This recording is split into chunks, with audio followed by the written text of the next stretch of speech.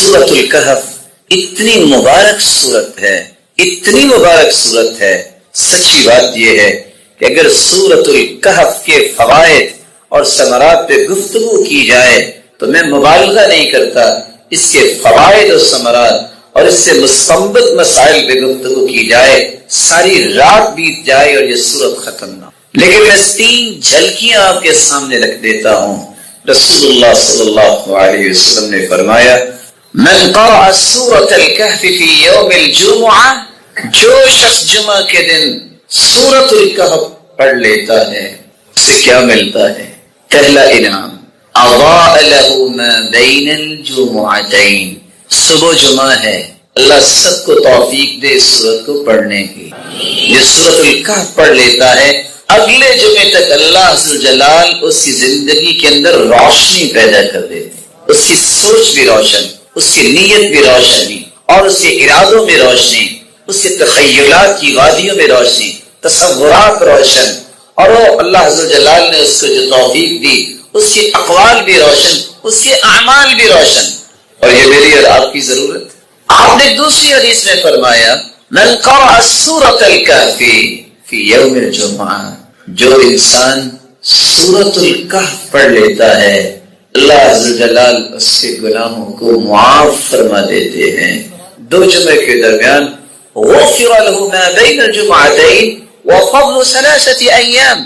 سورۃ الکہف جمعے کا جو پڑھ لیتا ہے 10 دنوں کے گناہوں کو اللہ عزوجلال معاف فرما دیتے. من قرأ 10 آیات من سورۃ الکہف، روایات بتاتی ہیں جو سورۃ الکہف پڑھ لے یا اس کی پہلی یا آخری 10 آیتوں کو یاد کر لیتا ہے عصم من فتنۃ الدجال، اللہ تعالیٰ اسے دجال کے فتنے سے محفوظ فرما دے. اس کا مطلب یہ نکلا کہ اگر دجال کے فتنے سے محفوظ انسان ہو سکتا ہے تو چھوٹی چھوٹی دجالیوں سے تو اللہ ضرور محفوظ کریں گے. میری دعا بھی ہے اور آپ سے گزارش بھی ہے، آج سے یہاں بیٹھے بیٹھے عہد کریں زندگی کا کوئی جمعہ ایسا نہیں گزرے گا جس جمعے میں ہم سورۃ الکہف نہیں پڑھیں گے. یہ تقرب الہی لینے کا پہلا طریقہ یہ ہے، جب تک اللہ کی معرفت کسی کو نہیں ہے اس کو تقرب نہیں مل سکتا. وہ یونیورسٹیاں اور کالج جو دانش گاہیں ہیں جہاں سے علم و معرفت انسان کو سیکھنا ہے، آج وہاں ایسی نسل تیار ہوتی ہے جو اللہ کا انکار کر بیٹھتی ہے. دہریے لوگ، ملحد لوگ پیدا ہو. اس قدر افسوس کی بات ہے کہ وہ پڑھنے والے اور پڑھانے والے بھی کہے کہ ہم اللہ کو نہیں مانتے. اللہ کی معرفت جب تک نہیں ہے اس نے پڑھا کیا ہے؟ جسے اپنے خالق کی معرفت نہیں ہے، اپنے رازق کی معرفت نہیں ہے، جس کو اپنے بنانے والے کا ہی پتہ نہیں ہے، اس کے پاس علم کیا ہے، اس کے پاس دانش کیا ہے، اس کے پاس عقل کیا ہے، خیرت کیا ہے. اللہ تعالیٰ کی تقرب کو حاصل کرنے کا ایک دوسرا طریقہ بھی ہے. لا طریق اقرب الی اللہ من العبودیہ. جب تک آپ اپنی زندگی کے مقاصد پہ غور نہیں کرتے کہ مجھے اللہ نے بنایا کس لیے، میری قسمت میں 5 نمازیں ہی نہ ہو تو میں خوش قسمت کیسے ہو سکتا ہوں؟ 23 گھنٹے میری نجی زندگی میں گزرتے ہیں، 1 گھنٹہ میں اللہ کی عبادت کے لیے نہیں نکال سکتا، میں اپنی زندگی کے مقاصد سے واقف کیسے ہوں؟ اللہ کی عبودیت، اس کی عبادت کو توجہ کے ساتھ ادا کرنا، اس سے تقرب الہی نصیب ہوتا ہے. امام ابن تیمیہ رحمہ اللہ اس لیے کہا کرتے تھے جس نے ہمیشہ ہمیشہ کی سعادت کا اپنے آپ کو حقدار بنانا ہے وہ عبادت کی دہلیز کو نہ چھوڑے، وہ عبادت پہ لگا رہے، اللہ اسے کبھی اپنی رحمت اس سے محروم نہیں کرے. ایک تیسرا طریقہ بھی ہے جس سے آپ کو تقرب الہی نصیب ہو سکتا ہے، وہ یہ ہے کہ آپ اللہ عز و جلال کی کلام کو پڑھیں، اس پہ غور کریں. اگر کسی نے اللہ کے قریب ہونا ہے قرآن پڑھے اور سنے، لیکن 3 کام ساتھ کرے، غور بھی کرے، تدبر بھی کرے اور سمجھے بھی میں کیا پڑھ رہا ہوں. یہ قرآن فہمی اور قرآن کو سمجھ کے پڑھنا اور سمجھ کے سننا اور غور کرنا یہ انسان کو اللہ کے قریب کر دیتا. ایک چوتھا طریقہ بھی ہے جس سے آپ اللہ کے قریب ہو سکتے ہیں. جب تک آپ صحابہ کرام کے منہج کو اختیار نہیں کرتے آپ کو تقرب الہی نہیں مل سکتی. سب سے پہلے وہی کے مخاطب جن کا تذکیہ اللہ نے بھی کیا، اس کے رسول نے بھی کیا ہے، وہ اللہ سے راضی، اللہ ان سے راضی. کوئی اچھلتا ہے کوئی مچلتا ہے تو یہ اس کی مرضی ہے. اللہ فرماتے میں اپنے بندوں سے راضی ہوں، کسی کا کیا مسئلہ ہے. اور قرآن نے اسی فیصلہ دیا ہے فَإِنْ آمَنُوا بِمِثْلِ مَا آمَنْتُمْ بِهِ فَقَدِ اهْتَدَوْا. جب تک صحابہ کے ایمان جیسا ایمان نہیں ہے وہ ایمان اللہ کے ہاں کنسیڈر ہی نہیں. اگر منہ پھیر لوگے ان کے منہج سے اور ایسے لوگوں سے جن کے بارے میں اللہ کے رسول نے فرمایا خیر القرون قرنی ثم الذین یلونہم ثم الذین یلونہم. لوگوں یاد رکھنا کائنات میں سب سے نیک لوگ بہترین لوگ وہ ہیں جو میرے دور میں ہیں، صحابہ ہیں، پھر ان کے بعد جو تابعین ہوں گے، پھر ان کے بعد جو تبع تابعین. ایک پانچواں طریقہ بھی ہے جس سے آپ تقرب الہی حاصل کر سکتے ہیں.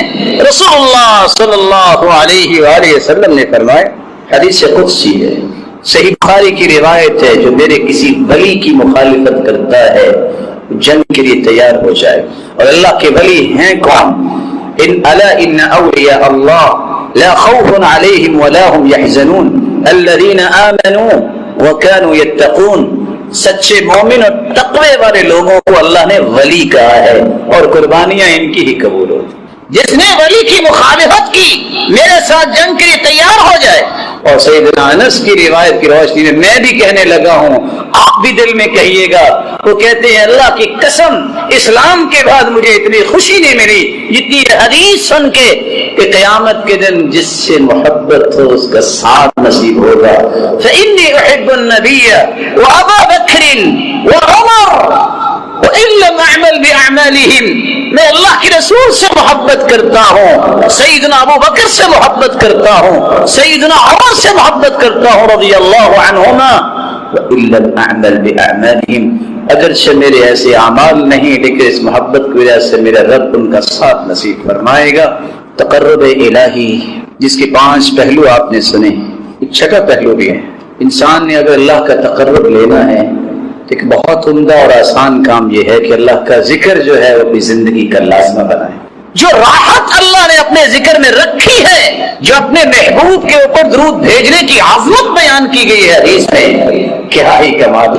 چلتے پھرتے انسان کی زبان پہ اللہ کا ذکر ہو، بلند آواز نہیں بھی نکالتا تو دل میں ہی کہے سبحان اللہ، اللہ تو پاک ہے، الحمدللہ، اللہ اکبر، لا الہ الا اللہ، حسبی اللہ ونعم الوکیل، یا حی یا قیوم برحمتک استغیث، استغفر اللہ، اللہ اللہ ربی لا شریک لہ.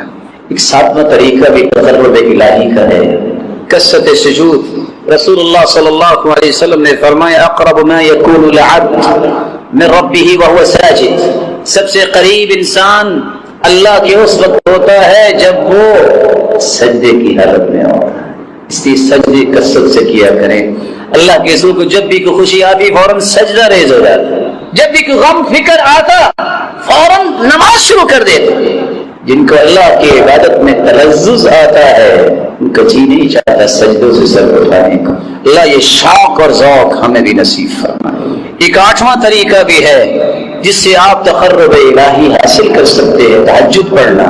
رسول اکرم صلی اللہ علیہ وسلم نے فرمایا او اللہ کے بندے، جس طرح بندہ اللہ کے قریب ہوتا ہے اللہ ذوالجلال بھی ہر رات جب 3/4 حصہ باقی رہ جاتا ہے بندے کے قریب ہو جاتے ہیں. آسمان دنیا پہ نزول فرماتے ہیں جیسے اس کا شان کمائے. اس لیے کم از کم زیادہ نہیں تو ابتدا 2 سے کر لو، پھر 4، پھر 6، پھر 8 پڑھ لینا. تم نہیں 5-10 پارے پڑھ سکتے، 10 آیتیں تو پڑھ سکتے ہو. من قام، جو شخص اللہ کے سامنے کھڑے ہو کے بعشر آیات 10 آیتیں پڑھ لیتا ہے لم یکتب من الغافلین، اللہ غفلت کرنے والوں سے اس کا نام کاٹ دیتے ہیں، اس سے غفلت دور کر دیتے ہیں. ایک 9واں طریقہ بھی ہے جس سے آپ اللہ کا تقرب لے سکتے ہیں. والدین سے بڑھ کے کوئی نعمت نہیں، ان کی خدمت کریں، ان کی خدمت کریں، ان کو خوش کرے، راضی کرے. سب سے بڑی خدمت یہ ہے کہ والدین کی نیکی کی راہیں آسان کریں، ان کا خیال کرے زندگی میں. صرف کھانا پینا عام شخص کرتا ہے، دیندار کی طرف ہوتی ہے جو ابو ہریرہ کی طرف ہے. رو رہے ہیں، اللہ کے رسول سے گزارش کر رہے ہیں، اللہ کے رسول دعا کر دے اللہ میری ماں کو اسلام کی نعمت سے نواز دے. ماں باپ میں نماز نہیں کوئی پڑھتا، دین پہ نہیں، اس پہ رونا چاہیے، گڑ گڑائیے رب کے لیے، جس طرح دنیا میں اکٹھے رہنا ہم پسند کرتے ہیں، یا اللہ جنت میں ہمیں اکٹھا فرما۔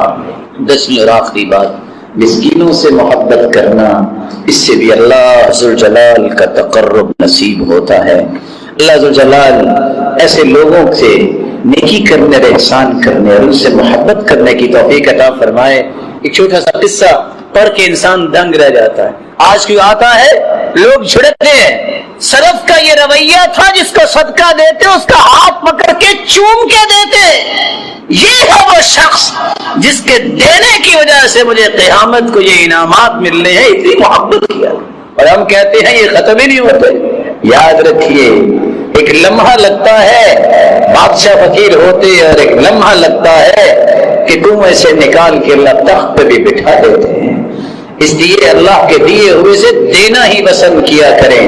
یحییٰ بن معاذ کہا کرتے تھے دانے تو بہت دیکھے ہیں، لیکن کیا کمال کا یہ دانا ہے جو صدقے میں دیا جائے، جو دانا پہاڑ بن کے نیکیوں کا قیامت کو مل جائے۔ رزق دینے والا تو اس کو چاہے دے کے آزمائے، جس کو چاہے تنگی دے کے آزمائے۔ آزمائش دیکھنا یہ ہے کہ کون اس میں کامیاب ہوتا ہے۔ کافر دنیا کی رنگینی سے خوش ہوتے ہیں، انہیں شریعت سے کوئی سروکار نہیں ہوتا۔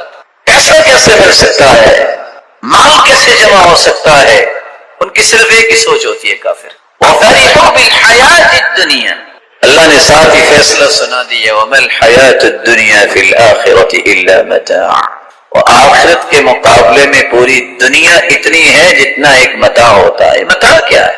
امام اصمعی رحمہ اللہ جب اس آیت پہ پہنچے تو سوچتے ہیں متاع کس کو کہ اللہ نے پوری دنیا کو متاع کہہ دیا ہے، کہ دنیا تو ہے ہی متاع۔ عربی کا امام ہے، دیہاتوں میں نکلا کہ اس کا معنی میں دیکھتا ہوں کہ لوگ کرتے کیا ہے۔ جب یہ آواز سنی تو حیران رہ گئے۔ ایک ماں بیٹی سے کہہ رہی تھی، یا بنتی ہات المتاع، ایسا پھٹا پرانا کپڑا جس کو استعمال کیا جاتا ہے کسی چیز کی صفائی کے لیے، عام زبان میں جس کو ٹاکیاں بول دیا جاتا ہے، پوری دنیا کی قیمت کو اللہ نے اس پھٹے پرانے کپڑے سے تعبیر کی۔ آخرت کے مقابلے میں اس کی کوئی حیثیت، بلکہ رسول اللہ صلی اللہ علیہ وسلم نے فرمایا تھا اگر اللہ جلال کہ یہاں دنیا کی ایک مچھر کے پر جتنی بھی قیمت ہوتی تو اللہ کسی کافر کو پانی کا گھونٹ نہ پلاتا۔ کافر کو بھی دے رہا ہے اللہ، مسلمان کو بھی دے رہا ہے، بلکہ کافر دنیا میں انجوائے کرتے ہیں، وقتی انجوائے کرتے ہیں، مال ان کے پاس زیادہ ہوتا ہے۔ مومن کے لیے چونکہ آخرت میں ہے اس لیے اسے دنیا میں کچھ صبر کرنا پڑتا۔ تو کافر کی خوشی مال و متاع کو جمع کرنے میں ہوتی ہے، ہدایت، شریعت، اللہ کی کتاب، اس کے رسول کی محبت، اور اسی طرح جنت کے نظارے، یہ ان کی خوشی نہیں ہوتی اور نہ ہی انہیں نصیب ہی ہو۔ کافر ایک دوسری چیز پر بھی خوش ہوتا ہے، فَلَمَّا جَاءَتْهُمْ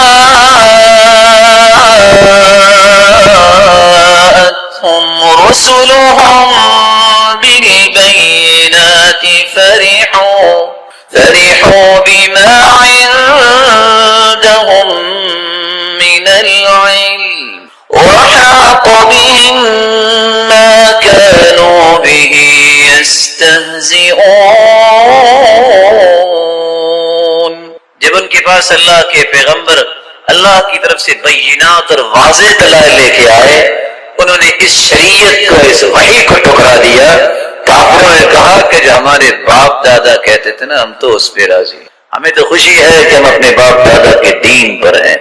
فرحوا بما عندهم من العلم، اور اس لیے اللہ جلال نے دوسری جگہ دو حقیقتوں کو بیان کیا ہے۔ خوش تو قارون بھی بڑا ہوا تھا، ان قارون كان من قوم موسى فبغى عليهم وآتيناه من الكنوز ما إن مفاتحه لتنوء بالعصبة أولي القوة إذ قال له قومه لا تفرح إن الله لا يحب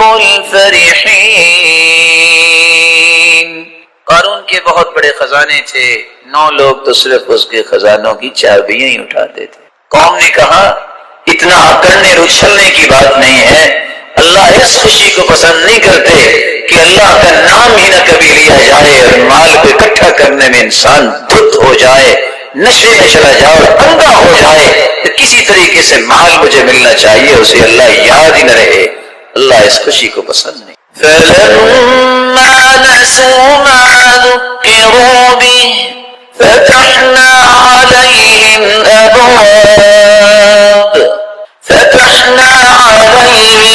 أَبْوَابَ كُلِّ شَيْءٍ حَتَّى إِذَا فَرِحُوا جب نصیحت کی گئی تو انہوں نے اس نصیحت کو بلا دیا، تو اللہ نے سزا کیسی دی؟ دروازے کھول دیے ان کے اوپر۔ جب انہیں نعمتیں ملی، نعمتوں پہ اچھلنے لگے، لو اللہ کی پسند ہے تو ہمیں نعمتیں ملی ہیں نا۔ حَتَّى إِذَا فَرِحُوا بِمَا أُوتُوا أَخَذْنَاهُمْ بَغْتَةً فَإِذَا هُمْ مُبْلِسُونَ فَقُطِعَ دَابِرُ الْقَوْمِ الَّذِينَ ظَلَمُوا وَالْحَمْدُ لِلَّهِ رَبِّ الْعَالَمِينَ۔ ایک شخص آ کے کہتا ہے، یا رسول اللہ صلی اللہ علیہ وسلم، میں ایک مسئلہ لے کر آیا ہوں آپ کے پاس، اس مسئلے نے قد ارهقتنی واسقمتنی، اس نے مجھے توڑ کے رکھ دیا ہے، میں بیمار ہو گیا ہوں اس مسئلے کے پیچھے، مجھے اس کا حل بتائیے۔ غم دیکھیں، رسول اکرم صلی اللہ علیہ وسلم نے پوچھا کہ کون سی بات جس نے تمہیں توڑ کے رکھ دیا ہے، تھکا دیا ہے، بیمار کر دیا ہے؟ احزنتنی، اس شخص نے کہا کہ مجھے غم زدہ کر دیا۔ کس چیز نے غم زدہ کیا ہے؟ اللہ کے رسول اس چیز نے غم زدہ کیا ہے کہ میں جہنم سے کیسے بچ سکتا ہوں اور جنت میں کیسے جا سکتا ہوں۔ یہ ہے غم، یہ ہے اصل فکر کی بات، یہ ہے اصل سوچنے کی بات، جس کو قرآن مجید نے کچھ یوں بیان کیا ہے، فَمَن زُحْزِحَ عَنِ النَّارِ وَأُدْخِلَ الْجَنَّةَ فَقَدْ فَازَ وَمَا الْحَيَاةُ الدُّنْيَا إِلَّا مَتَاعُ الْغُرُورِ۔ رسول اللہ صلی اللہ علیہ وسلم نے اس لیے ساری امت کو یہ سبق دے دیا، صبح کی نماز پڑھ لو، پڑھنے کے بعد ایک دعا کبھی نہ بھولو۔ ہر روز اللہ کے رسول یہ دعا پڑھتے اور صحابہ کو سکھا دیا۔ دعا کیا ہے؟ اللہم انی اسألک علما نافعا، اللہ علم وہ دے جس سے نفع ملے، مجھے بھی، میرے گھر والوں کو بھی، میرے پیرنٹس کے بعد میرے خاندان کو بھی، میرے معاشرے کو بھی، میری قوم و ملت کو بھی نفع مند علم عطا کر، ورزقا طیبا، اللہ میں مثالی نوجوان بننا چاہتا ہوں، مجھے رزق وہ دے جس کو پاکیزہ کہتے ہیں، حلال لقمہ دے، میں حرام کے قریب نہ جاؤں، وعملا متقبلا، اللہ مجھ سے کام وہ کروانا جو تیرے ہاں بھی شرف قبولیت سے نوازے اور اس کے نتیجے میں قوم بھی بلند۔ اس کی تیاری کیسے کرنی چاہیے؟ سب سے پہلا کام، آپ صلی اللہ علیہ وآلہ وسلم نے کہا تھا، لمبی امیدوں سے بچ جاؤ، مت سوچو ابھی میں جوان ہوں گا، پھر میں بوڑھا ہوں گا، پھر جا کے مجھے بخار ہوگا یا کوئی مسئلہ ہوگا، غم آئے گا، پھر مجھے دل کی بیماری لگے گی۔ یہ عام لوگوں کی سوچ ہے۔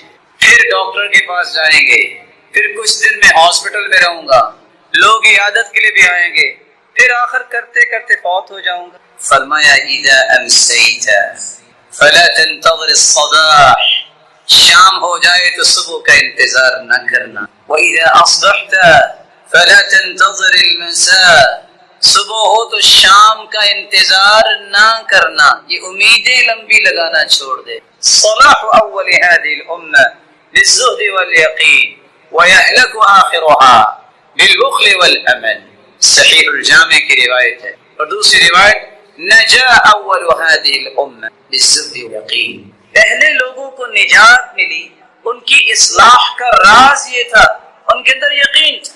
اللہ کی ذات پر بھی، قرآن پر بھی، آخرت پر بھی، موت پر بھی۔ اور ان کے اندر زہد تھا۔ زہد یہ ہے ہر وہ چیز جو اللہ کی راہ میں رکاوٹ بنے اس کو چھوڑ دینا۔ ان کے اندر تقویٰ تھا۔ اور امام بغوی رحمۃ اللہ علیہ نے تقوی کی عجیب تعریف فرمایا، تقویٰ یہ ہے جب تک انسان اپنے آپ سے دوسروں کو افضل نہیں مانتا وہ متقی بن ہی نہیں سکتا۔ سبحان اللہ، یہ وہ بات ہے امام بغوی کی جو حدیث کی روشنی میں انہوں نے کہی کہ عمر رضی اللہ تعالی عنہ، عبد الرحمن ابن عوف رضی اللہ تعالی عنہ عالمی منڈی میں صف اول کے تاجر ہے، صف اول کے نمازی ہیں۔ یہ وہ صحابی ہیں جن کے پیچھے محمد مصطفیٰ نے بھی نماز پڑھی۔ جب آپ سلو کروانے گئے اور سلو کرواتے کرواتے لیٹ ہو گئے تو عبد الرحمن بن عوف نماز پڑھا رہے تھے اور اللہ کے رسول صلی اللہ علیہ وسلم آ کے ملے اور جو رکعتیں دو رہ گئی تھی آپ نے بعد میں پڑھی۔ یہ وہ صحابی ہیں جن کے پاس سعد رضی اللہ تعالیٰ عنہ کی بیٹی نظر آئی، اس کے دیکھ کے کھانا کھاتے کھاتے چھوڑ کے رونے لگ گئے۔ کہتے ہیں یہ اس انسان کی بیٹی ہے، ہوا خیر منی، وہ مجھ سے اچھا تھا۔ اللہ کے اشرا مبشرہ میں سے عبد الرحمن بن عوف ہے، کہتے ہیں یہ اس کی بیٹی ہے جو مجھ سے اچھا تھا۔ رسول اللہ صلی اللہ علیہ وآلہ وسلم نے اسے فرمایا جب صبح کرو تو شام کا انتظار نہ کرو، شام کرو تو صبح کا انتظار نہ کرو۔ لمبی امیدیں یہ امت کے آخری لوگوں کو ہلاک کر دیں گی اور بخل ہلاک کر دے گی۔ بخل کا معنی صرف یہ نہیں ہے کہ آپ مال نہیں خرچ کرتے، اپنی صلاحیت، اپنی صحیح رہنمائی اور مشورہ، اپنا وقت، اپنی ہر وہ صلاحیت جس سے آپ امت کو نفع دے سکتے ہیں اس کو خرچ کرنے میں بخل کرنا یا اپنے بناوٹی اصول کشید کر کے اس کے مطابق صلاحیتوں کو لگانا، یہ وہ بخل ہے۔ مال کا بخل اتنا خطرناک ہے کہ قیامت کو وہ گنجا سانپ بن جائے گا۔ یہ صلاحیتیں جو اللہ نے عطا کی ہیں جس سے آپ امت کو قائم کرنا اور اس کو کھڑا کرنے کا کردار ادا کر سکتے ہیں، اتحاد و اتفاق اور یگانگت کے ساتھ۔ اگر اس میں بھی بخل ہوا تو یہ سزائیں بھی کل قیامت کو تیار ہوں گی۔ کیا کمال کا فکر تھا ابن القیم رحمۃ اللہ علیہ کا۔ وہ کہا کرتے تھے مال کا بخل جو ہے وہ تو وہ کر سکتے ہیں جن کے پاس مال ہو، لیکن مال امیروں کے پاس ہوتا ہے۔ صلاحیت کا بخل جو ہے یہ غریب بھی کرتے ہیں، کیونکہ اکثر غریب لوگ زیادہ صلاحیتوں والے ہوتے ہیں۔ اور اتنا بھی دیکھا گیا ہے کہ بڑے بڑے کام ان لوگوں نے کیے ہیں جو پیسے کے پیچھے نہیں گئے۔ حسن بصری رحمہ اللہ تعالی کی بات کو دلیل بناتے ہوئے جب انہوں نے کہا بیٹا ذرا جا کے دیکھو مسجد میں پہلی صف میں کون بیٹھے ہیں، دوسری تیسری میں کون بیٹھے ہیں، تو شاگرد نے آ کے بتایا سارے فقیر ہی بیٹھے ہیں۔ کہا بیٹا ایک بات یاد رکھنا، قیامت کو بھی یہ صفیں اسی طرح بننی ہے، قیامت کو بھی صفیں اسی طرح ہی بننی ہے۔ اللہ کے نزدیک وہی ہوگا جو آج دنیا میں پہلی صف میں ہوتا ہے۔ اور صحیح بخاری کی روایت ہے جو جتنا پیچھے رہتا ہے آخرہ اللہ اس کو بھی اتنا اپنی رحمت سے دھکیل دیتے ہیں، پیچھے کر دیتے ہیں۔ ایسے تو نہیں اللہ کے رسول نے فرما دیا تھا لو علم الناس لو يعلم الناس ما في النداء والصف الاول ثم لم يجدوا الا ان يستهموا عليه لاستهموا عليه۔ اگر لوگوں کو پتہ چل جائے اذان کا اور اس کی فضیلت کا اور پہلی صف کا تو ان کو قرآ ڈالنا پڑے تو قرآ ڈال کے وہ آ کے پہلی صف میں بیٹھے۔ اسی لیے صحابی نے قرآ ڈالا تھا کہ اذان میں نے کہنی ہے، دوسرا کہتا تھا میں نے کہنی، قرآ ڈالا گیا۔ وَلَوْ حَدْوًا پیدل چل کے آنا دور کی بات ہے، گھٹنوں پہ رینگ کے آنا بھی پڑے تو پہلی صف میں پہنچے۔ اتنی فضیلت ہے۔ ہر کام کی پہلی صف میں کھڑا وہی ہوتا ہے جس نے اللہ کے ہاں پہلی صفوں میں کھڑا ہونا ہے۔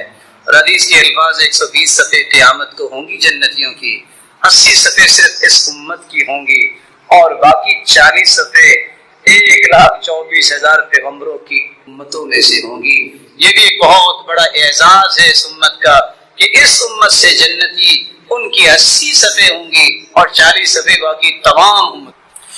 رسول اکرم صلی اللہ علیہ وآلہ وسلم نے موت کی تیاری کا دوسرا طریقہ بیان کیا ہے۔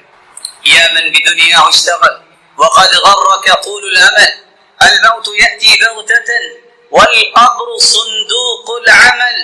یا من بدنیا اشتغل، اے دنیا میں اپنے سر مارنے والے ملے گا کچھ نہیں، تم نماز پڑھ لو روزہ رکھ لو تمہاری دنیا بھی دین بن جائے گی، تم اللہ کی مرضی کے مطابق دنیا کے بھی معاملات کر لو تو وہ دنیا نہیں رہتی، وہ بھی دین بن جائے۔ مرضی اپنی نہیں، رب کی مرضی کے مطابق آ جاؤ گے، تمہارا شاپ پہ بیٹھنا، پھٹے پہ بیٹھنا، کسی آفس میں بیٹھنا بھی عبادت بن جائے گا۔ الموت یاتی بغتہ، موت اچانک آتی ہے۔ اے لمبی امیدوں میں گمراہ ہونے والے، وقد غرک طول الامل، لمبی امیدوں نے دھوکہ دے رکھا، یہ کروں گا، یہ کروں گا، یہ کروں گا، کرتے کرتے کرتے ہوتا وہ ہے جو اللہ نے فیصلہ کیا اور پتہ چلا وہ تو جی فوت ہو چکا ہے اور دفنایا بھی جا چکا ہے۔ مت لمبی امیدوں کے پیچھے لگو، بلکہ ہر وقت گناہوں سے توبہ کی جائے۔ رسول اللہ صلی اللہ علیہ وسلم نے فرمایا تھا ان للتوبۃ بابا عرض ما بین مصراعی ما بین المشرق والمغرب لا يغلق حتى تطلع الشمس من مغربها، توبہ کا دروازہ کھلا ہے، کسی وقت بھی ہو سکتی ہے، کوئی وقت مقرر نہیں، قیامت تک یہ کھلا رہے گا۔ اور اتنا بڑا دروازہ جتنا مشرق و مغرب کا فاصلہ ہے، اتنا بڑا یہ توبہ کا دروازہ ہے، یہ اس دن بند ہوگا جس دن قیامت ہوگی۔ من مات فقد قامت قیامتہ، جو فوت ہو جاتا ہے اس کی قیامت تو قائم اسی دن ہی ہو جاتی ہے، اسی موت سے پہلے پہلے، بلکہ موت کی غرغراہٹ سے پہلے پہلے۔ حدیث میں آتا ہے توبہ کر لو، ان اللہ یقبل توبۃ العبد ما لم یغرغر ما لم یغرغل، دونوں روایتیں ہیں۔ موت کی غرغراہٹ، جب انسان بات کرتا ہے سمجھ نہیں آتی، یہ وہ وقت ہوتا ہے فَإِذَا بَلَغَتِ الْحُلْقُ، جب روح ہنسلی تک پہنچ جاتی ہے، وَعَيَنَ الْمَلَكُ، فرشتہ نظر آ چکا ہوتا ہے اور اس کی نظریں ٹک جاتی ہیں، کچھ کہنا چاہتا ہے نہیں کہہ پاتا، ہمت نہیں ہے۔ عمر بن عاص رضی اللہ تعالیٰ عنہ بڑے بہادر انسان تھے، کہا مجھے تعجب ہوتا ہے ان لوگوں پہ جو دیکھ رہے ہوتے، جو بات کر رہے ہوتے، موت آ جاتی ہے تو کم از کم بتا ہی دے کیا ہو رہا ہے، موت کی تکلیفیں کیسی ہے، لیکن بتاتے نہیں۔ جب ان کا وقت آیا تو کسی نے کہا تم بتاؤ نا، تم تو بڑے بہادر ہو۔ کہا مجھے لگتا ہے ایسا ہے کہ ساتوں کے ساتوں آسمان میرے اوپر گر پڑے، مجھے ایسے لگ رہا ہے کہ ساتوں کے ساتوں آسمان میرے اوپر گر پڑے۔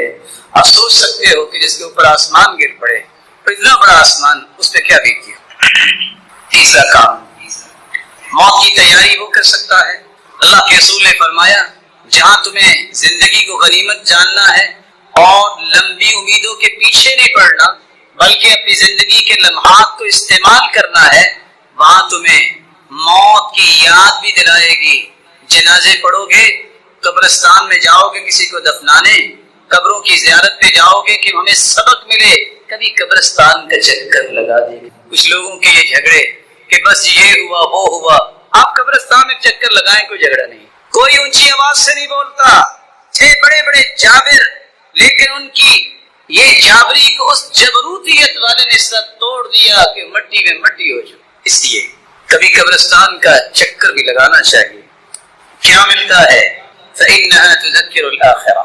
مسلمانوں، میں نے تمہیں پہلے قبروں کی زیارت سے منع کیا تھا، قبرستان نہ جانا ابتدائی اسلام میں، بعد میں اجازت دی تو 5 کاموں کے لیے کہا، اس لیے جاؤ تذکر الآخرہ، تمہیں آخرت یاد کروائے گی۔ جامع ترمذی کی روایت ہے 1053۔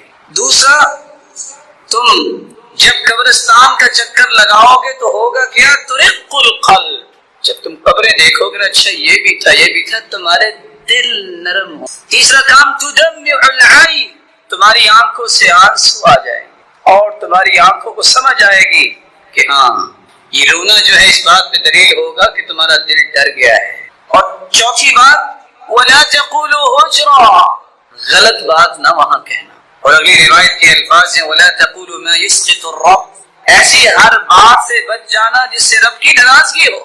اور بعض آثار میں جس میں علماء نے کلام بھی کی ہے، تُزَهِدُ الدُّنْيَا، انسان کی دنیا کی رغبت دور۔ لیکن یہ تو وہ قبریں ہوں گی نا جو سنت کے مطابق کچی قبریں بنی ہوں، کس طرح کھائیاں نظر آئیں تو ہاں آخرت یاد بھی آتی ہے، اپنا آپ بھی یاد آتا ہے، میں نے بھی یہاں اس طرح کی جگہ پہ آنا ہے، وہاں رونا بھی آتا ہے۔ اور جہاں قیامت کی نشانی کا ظہور ہو چکا ہو، حدیث میں آتا ہے لا تقوم الساعة حتى تضطرب آلیات نساء دوس، دوس قبیلے کی عورتیں رقص کریں گی، اس وقت تک قیامت نہیں آئے گی۔ کہاں کریں گی؟ حول ذی الخلصہ، ذو الخلصہ بت جو بنا ہوا ہے اس کے پاس رقص کریں گے. آج بڑے بڑے قبے اور بڑے بڑے دربار اور وہاں رقص بھی ہوتا ہے. شاید کہ گھروں میں اتنا مہنگا پتھر لگانا نصیب نہیں ہوتا. جہاں شریعت کی مخالفت کرتے ہوئے وہاں پتھر لگائے جاتے ہیں، وہاں کیسے موت یاد آتی ہے؟ وہاں کیسے آنسو آتے ہیں؟ وہاں کیسے آخرت یاد آئے گی؟ وہاں تو ایسا سلسلہ نہیں ہو سکتا. وہ تو کھائیاں نظر آئیں گی. نہا رسول اللہ صلی اللہ علیہ وسلم ان تجسس القبور وان يبنى عليها وان يكتب عليها وان توطى. اللہ کے رسول نے پختہ قبر بنانے سے بھی منع کیا، اس کے اوپر بلڈنگ بنانا، اس کے اوپر تعمیر کرنا، کوئی دربار کی شکل اس طرح کی کوئی بھی ایسی شکل دینا، اس سے بھی منع کیا ہے. کتبے لکھ لکھ کے لگانا، اس سے بھی منع کیا ہے. اور قبروں کی بے حرمتی سے بھی منع کیا ہے کہ انسان بھی چڑھا پھرے اور جانوروں کو بھی چھوڑ دے، پرواہ نہ کرے. قبروں کی حرمتی سے بھی منع کیا. چوتھا طریقہ جس سے موت کی تیاری ہوگی، اس موت کو یاد کیا جائے. اکثروا ذکر ہادم اللذات، کثرت سے موت یاد ہو، دل میں یہ خیال آئے نہ جانے کب دنیا سے چلے جائے. فما ذکرہ عبد قط، ابن حبان کی روایت 2982. جس بندے نے موت کو یاد کیا ہوگا کیا؟ ہم موت کو یاد کرتے ہیں بیمار ہوتے ہیں. حدیث کہتی ہے جو موت کو یاد کر لے وَهُوَ فِي ضِيقٍ إِلَّا وَسَّعَهُ عَلَيْهِ، اگر کسی کڑن یا تنگی میں ہے اللہ اس کے دل میں فراخی پیدا کر دیتے ہیں. موت کا خوف کیا، اس کو یہ فکر ہوتی ہے کہ میں پھر جلدی سے تیاری سے چلا جاؤں، اس کی تنگیاں ختم ہوتی ہیں. اور یہی وجہ ہے کہ سلف کہا کرتے تھے جو موت کے خوف سے بیمار ہوتا ہے یہ اس کے ایمان کی کمزوری کی علامت ہے. جو موت کے خوف سے تیاری میں لگ جاتا ہے اس کے ایمان کی بلندی کی نشانی. کیونکہ اللہ کے رسول نے فرما دیا وَهُوَ فِي ضِيقٍ إِلَّا وَسَّعَهُ عَلَيْهِ وَلَا ذَكَرَهُ وَهُوَ فِي سَعَةٍ إِلَّا ضَيَّقَهُ عَلَيْهِ. اگر دنیا میں اس طرح مگن ہے، پرواہ سے کوئی موت کا خوف آ کے اس کو ادھر سے توجہ ہٹا کے وہ دنیا کو تنگی کی طرف لے آتا ہے کہ نہیں جنت میں اس سے بڑی نعمتیں ہیں، مجھے اس کے بارے میں سوچنا چاہیے، دنیا تو گزر ہی جائے. سیدہ عائشہ رضی اللہ تعالی عنہ کے پاس ایک عورت آئی، آ کے کہتی ہے میرا دل بہت سخت ہے. تو آپ نے وصیت کیا فرمائی؟ اکثری من ذکر الموت، موت کو کثرت سے یاد کیا کرو. اس نے جا کے ایسا ہی کیا، واپس آ کے شکریہ ادا کرتی ہے جب سے میں موت کو یاد کرتی ہوں نا کہ یہ میں کر رہی ہوں، موت آگی تو کیا بنے گا، میرے دل کی حالت بدل گئی. شکریہ ادا کر رہی. عمار ابن یاسر رضی اللہ تعالی عنہ کہا کرتے تھے موت کو یاد وہ کرتا ہے اس کی نشانی یہ ہے کفا بالموت واعظا وکفا بالیقین غنا وکفا بالعبادۃ شغلا. موت یہ سب سے بڑا نصیحت کا پہلو ہے جو اسے اختیار کر لے. یقین یہ ہے کہ وہ مستغنی ہو جائے دنیا سے، ہوگا میرے رب کے حکم سے. دنیا کی کوئی طاقت میرا نہ بھلا کر سکتی ہے نہ نقصان کر سکتی ہے، میرے رب کا فیصلہ ہوگا. وکفا بالعبادۃ شغلا، اور سب سے بہترین عبادت، سب سے بہترین مشغولیت انسان کی یہ ہے کہ وہ اللہ کی عبادت. ابو درداء رضی اللہ تعالی عنہ نے یہ بات سمجھائی تھی من اکثر من ذکر الموت قل حسده وقل فرح.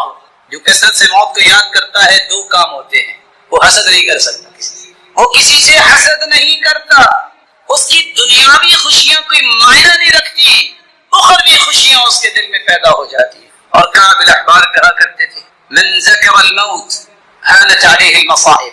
جو موت کو کثرت سے یاد کرتا ہے دنیا کی ہر مصیبت ہلکی ہو جاتی. کہتا ہے کیا ہوا، موت بڑی مصیبت ہے، اس کی مجھے تیاری کرنی ہے، یہ چھوٹی چھوٹی چیزیں ہیں اس کی مجھے کوئی پرواہ نہیں ہے. حسن بصری رحمہ اللہ تعالی فرمایا کرتے تھے وما الزم عبد قلبه ذکر الموت الا صغرت الدنيا عليه وهان عليه جميع ما فيها. جو کثرت سے موت کو یاد کرتا ہے اس کے سامنے دنیا بہت چھوٹی ہو جاتی، دنیا کی پرواہ چھوڑ دیتا ہے. یہ بھی ایک نشانی ہے کہ یہ موت کو یاد کرتا. امام اوزاعی رحمہ اللہ تعالی فرماتے لا اکثر عبد ذکر الموت الا كفاه اليسير. جس کو موت یاد ہوتی ہے اس کو تھوڑی چیز پہ بھی قناعت آ جاتی ہے. جو قناعت نہیں کرتا اس کا مطلب یہ ہے کہ اس کو موت یاد نہیں. اللہ اس کی تھوڑی چیز میں بھی برکت ڈال دے. دقاق بیان کرتے ہیں من اکثر ذکر الموت اکرم بثلاث. جو موت کو یاد کرتا ہے اسے 3 انعام اللہ دنیا میں دے دیتے ہیں. پہلا انعام تعجیل التوبہ، وہ جلدی سے اپنے گناہوں کی توبہ کر لیتا ہے. وترک الرضا بالکفاف، والتكاسل في العبادة، عبادت میں سستی چھوڑ دیتا ہے، یہ اللہ اسے انعام دیتے ہیں. اور وترك الرضا بالكفاف، اس کو برابر برابر بھی نہ ملے وہ پھر بھی راضی ہے. اللہ کے رسول نے فرمایا تھا نا کہ اللہ مجھے اتنا رزق ضرور دے کہ میں کسی کے سامنے ہاتھ نہ پھیلاؤں، یہ دعا سکھائی امت کو. اور ساتھ یہ فرمایا وقد افلح من رزق كفافا، جس کو برابر برابر رزق دیا گیا، نہ اتنا زیادہ کہ وہ طغیانی میں آ جائے، نہ اتنا کم کہ لوگوں کے سامنے ہاتھ پھیلائے، یہ کامیاب ہو گیا. اور یہاں بیان کر رہے ہیں کہ اگر برابری بھی نہیں ملی تو یہ اس سے بھی راضی ہے. اس کا مطلب یہ ہے کہ یہ بندہ اللہ کی طرف انعام یافتہ ہے اور موت کو یاد کرتا ہے. اور ساتھ کیا فرمایا؟ تعجیل التوبہ، توبہ میں جلدی کرتا ہے. قناعت القلب، دل کی قناعت اسے نصیب ہو جاتی ہے. نشاط العبادہ، عبادت میں ہر وقت جو ہے قوت کے ساتھ لگتا ہے. ومن نسی عوقب بثلاث، اور جو موت کو بھول جاتا ہے اس کے اندر 3 برائیاں پیدا ہو جاتی ہیں. تسویف التوبہ، کہتے ہیں توبہ کر ہی لیں گے کوئی بات نہیں. وہ تکاسل فی العبادہ، اور عبادت میں سست ہو جاتا ہے.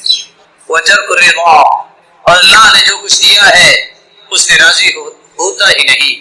یہ 3 علامتیں اس کے اندر پیدا ہوتی ہیں کہ یہ موت کو یاد نہیں. رسول اللہ صلی اللہ علیہ وآلہ وسلم نے 5واں طریقہ بیان کیا ہے کہ آخرت کی اور موت کی تیاری کیسے ہوگی. موت کی سختیوں کو بھی یاد کرو. آپ صلی اللہ علیہ وسلم اپنے آخری وقت میں اپنا ہاتھ مبارک پیالے میں ڈالتے اور پانی میں بھگو کے اپنے چہرے انور پہ لگاتے اور کہتے ان للموت سکرات، ان للموت سکرات، موت کی سختیاں ہیں. اور آپ کثرت سے پڑھ رہے تھے لا الہ الا اللہ، اللہ جلال کی توحید کو بیان کر.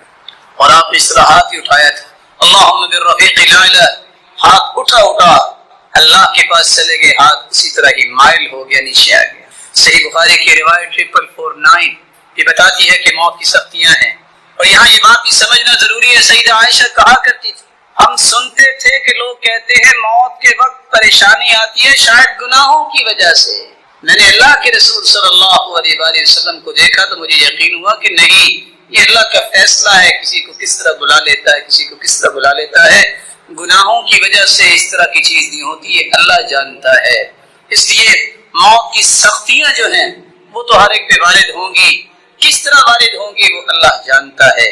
رسول اللہ صلی اللہ علیہ وآلہ وسلم کے صحابی عمر رضی اللہ تعالی عنہ جب انہوں نے کعب سے پوچھا موت کے بارے میں بتائیے تو کہا موت کے بارے میں امیر المؤمنین مجھ سے پوچھ رہے ہو، ان الموت كغصن كثير الشوك ادخل في جوف رجل واخذت كل شوكة بعرق ثم جذبه رجل شديد الجذب فاخذ ما اخذ. انسان کے جسم میں کانٹوں سے لبریز ایک ٹہنی رکھی جائے جس کے جسم کے ایک ایک حصے میں کانٹا چلا جائے، پھر اس کو زور سے کھینچا جائے اور آ رہے ہر ایک جسم کے حصے سے کانٹے کے ساتھ گوشت آ جائے. یہ کیفیت موت کی ہے جو قابل احبار نے بیان کی. اور روایات تو یہ بتاتی ہیں کہ جب پوچھا گیا کسی سے موت کے حوالے سے، کہا ایسے ہی ہے کہ زندہ چڑیا کو آپ تپتے ایسی چیز پہ رکھ دو کہ نہ اسے موت آئے نہ وہ بھونا جا سکے. تو جو کیفیت ہوتی ہے یہی کیفیت موت کی ہے. لیکن اللہ جلال اپنے بندوں کو وہاں بھی سکون عطا کرتے ہیں.